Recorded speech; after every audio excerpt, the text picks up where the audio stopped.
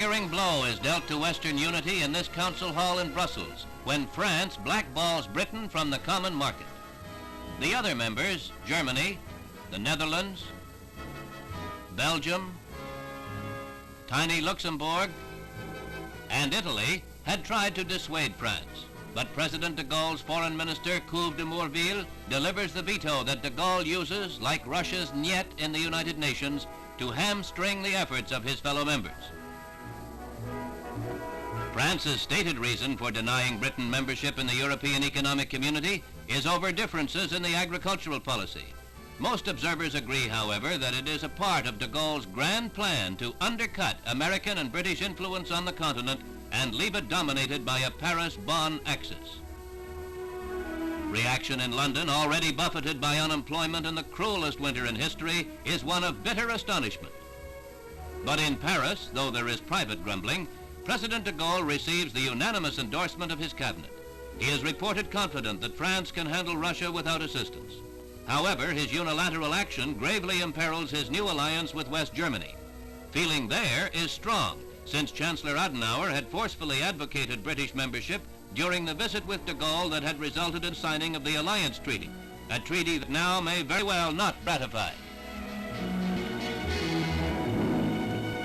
British Prime Minister Macmillan and President Kennedy had given deep thought to the common market during their meetings.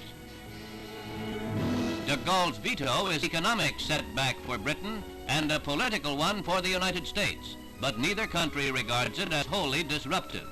Mr. Kennedy is still determined to push ahead with policies aimed at tightening the Atlantic community, of which the 6 nations and 160 million people of the common market are but a part.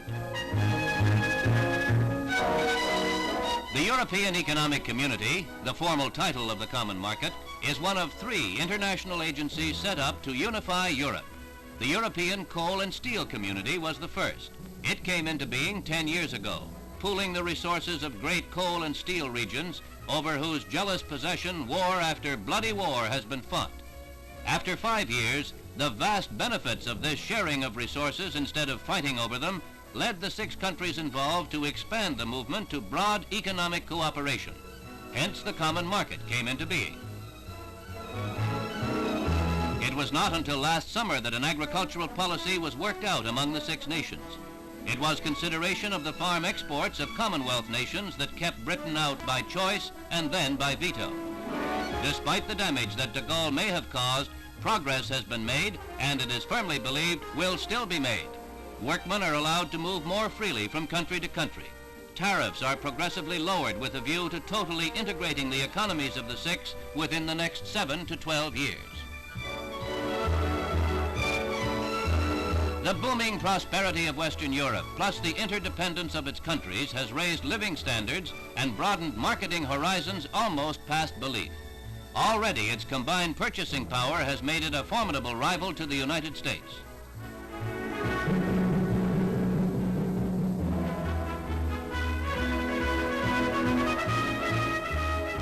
Another agency working for unity is the Action Committee for a United States of Europe. It had been hoped that by the 1970s, these people would, after all these centuries, find a way to live together in political as well as economic unity. There would be no passports, a single currency, and one general election from Sicily to the Orkney Islands. Whether or not this vision is to be destroyed by the nationalist vision and will of Charles de Gaulle has caused the West's most serious rift since World War II.